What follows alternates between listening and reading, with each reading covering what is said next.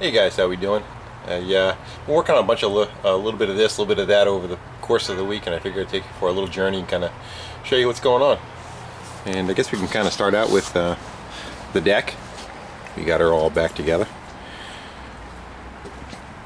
Cleaned up the lower section, kind of took what I had for slate pavers and made like a little patio. I'm still in the process of brushing dirt in and kind of wetting them down and getting them kind of settled. Panking them down with the panker. Screeded it off with a piece of wood. And deck looks much larger than it did before because there's no railing going around. I don't think we're going to put one on. I think we're going to kind of leave it the way it is. It is going to fill up with a plethora of potted plants that Mom is going to put out. But basically what you see, may put a couple of chairs down here in the lower section. Went with 12 feet of stairs going across.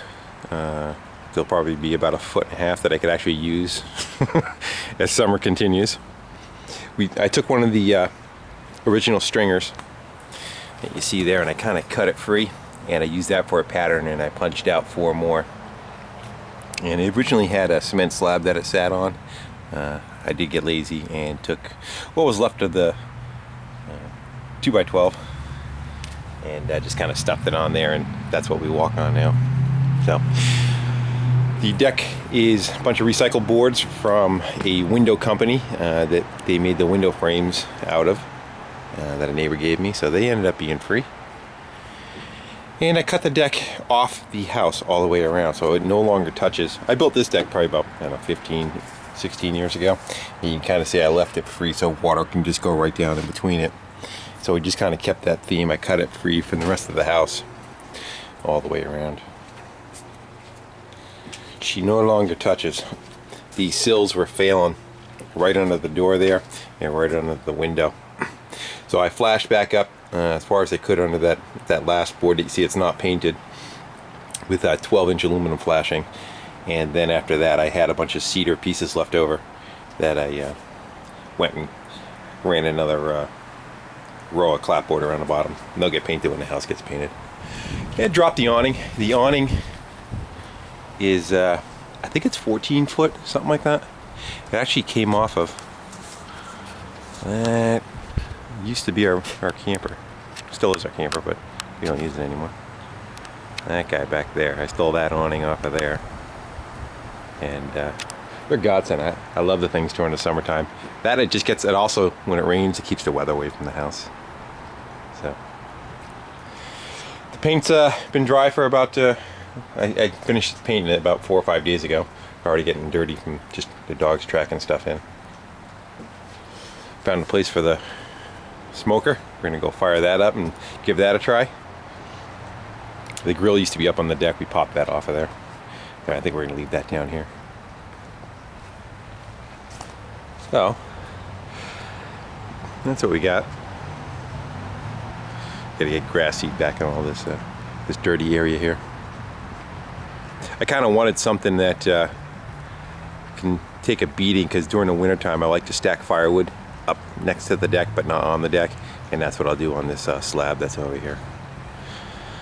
And of course, you guys ever dealt with these things? I hate these things, these plastic pieces of shit. They always leak, they always fall over. What a piece of crap. It's hard to find some good ones. Trash picking was last week, and look what I got. It's a metal one, a real one. I'm not sure how old it is. It looks fairly old, but it pulls out like butter. You pull the hose on the thing, it's just, I mean, literally, it comes off there like butter, and it reels up real easy too. And the only thing that was wrong with it was the O-ring was gone in here. So I put a new O-ring on it, and what I do is I wrap grease around it so it doesn't burn the O-ring up. Right now it's under pressure, and it's not even leaking. So last thing I'll do is spike this thing down to hold it down to the ground so it doesn't get pulled over, and probably add. I could probably put another 2 more hoses on there. I think there's 100 feet on there now, because where the garden is way over there, it just barely makes it. So that's that part of it. Let's go into some Motorhead stuff. Take you for a little journey.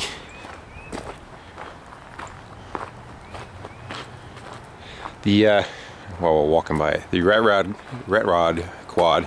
I tried getting the air tank in there. It's just a little too big, so I'm gonna kind of hold off for a couple more yard sales and see if I can find something alternate. But I did make a push bumper cushioning on it, and that stuff is fire hose that I had laying around. It's good stuff too. I don't know if you can see it, but on the inside of it, it's got it's like a rubber bicycle tube. Then I think it's Kevlar that's on the inside, and then there's this, you know, whatever the fabric is on the outside. So it's tough stuff. And I got that wrapped up pretty good where she shouldn't come off, and where the hose clamps are, it'll never touch anything. So I'll be able to push cars and tractors in without damaging them. I wanted something that can kind of slide on, you know. Rubber, the only problem with that is that I was afraid that if you like dragged across the back of the bumper, it would leave some marks on it. So we're gonna go with this and see how this works out for us. And it's been working well. I've been using it for everything. Actually using it a lot more than I expected to. And it's kind of fun to run around on. All right. Mr. Tommy Shoe. Here's what we came up with. was my intent. Was this guy right here. Let's go light her up.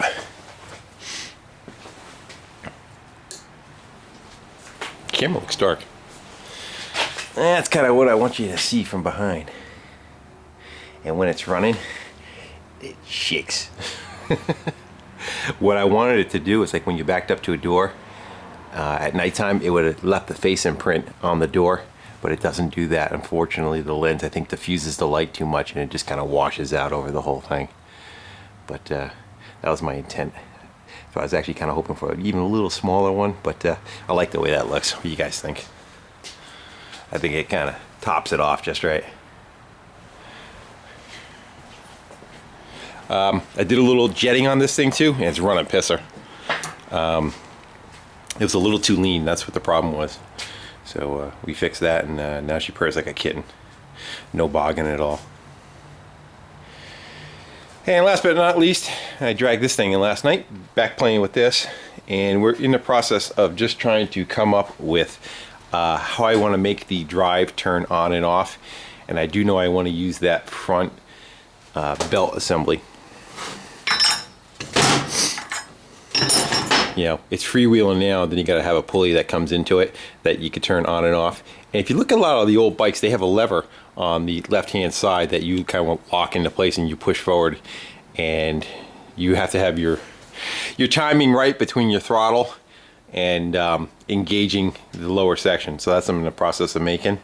I kind of screwed up. I threw that tractor out that I got the hood off of, that Gravely tractor, and it had a nice lever on the side of it for raising and lowering implements. It was one of the ones that had the push button on the top of it, and that wasn't one of those moves to clean up. So after I stole the hood off of it, I just dragged it out front and put it out for free, and away it went.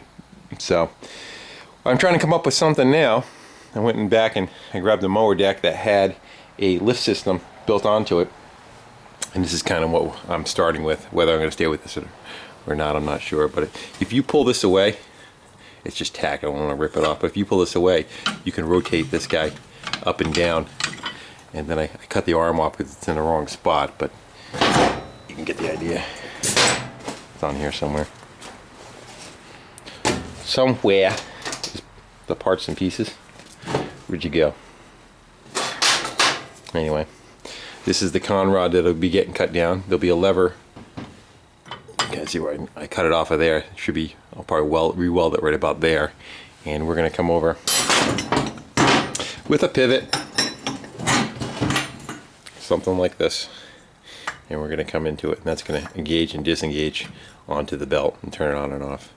Ideally, it should be coming from the bottom and coming in, because when the motor's running, all your tension is on this side, and this is actually like the loose side of it. This is where the slack would normally be, but unfortunately, just because of where the pedals are, there's really no clearance to trying to fit anything in there to get that to come up.